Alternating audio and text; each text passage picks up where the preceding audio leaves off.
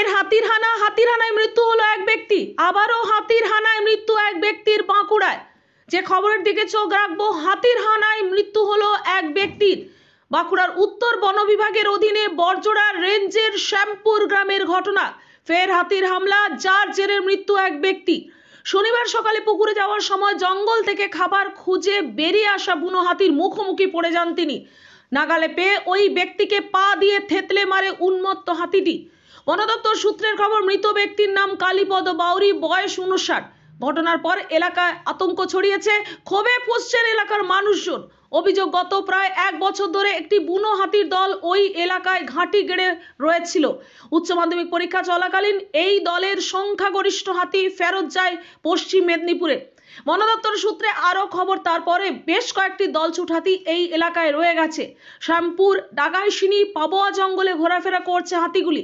এদিন একটি বুনো হাতি শ্যামপুর জঙ্গল থেকে বেরিয়ে জঙ্গল লাগোয়া গ্রামে ঢুকে পড়ে। সেই সময় ওই প্রৌঢ় হাতিটির মুখোমুখি পড়ে যান। পুলিশ গিয়ে দেহ উদ্ধার করে ময়না তদন্তের জন্য পাঠিয়েছে বাঁকুড়ার সম্মেলনী মেডিকেল কলেজ হাসপাতালে। ঘটনা বলতে এই যে হাতিতে একজনকে মারে দেয় প্রথমে, আর সকাল থেকে পুকুর যাচ্ছিল 6টা নাগাদ। হ্যাঁ, তারপরে এখানে মাথাতে পা দিয়ে মারি দেয় তাকে। বন দপ্তর আছে? হ্যাঁ, আছে। কি বললেন? কি বলবে, এমনি তো কিছু বলার নাই। ওরা আছে, দেখলো, গ্রামের লোক সব ছিল। কি নাম? আমার না, যাকে মারি দিয়েছে, যাকে মারা হয়েছে? কালীপদ বাবু। বয়স? 65। বাড়ি কোথায়? শ্যামপুর। বাঁকুড়া থেকে পাপিয়া বারুয়ের রিপোর্ট, নূতন ভোর।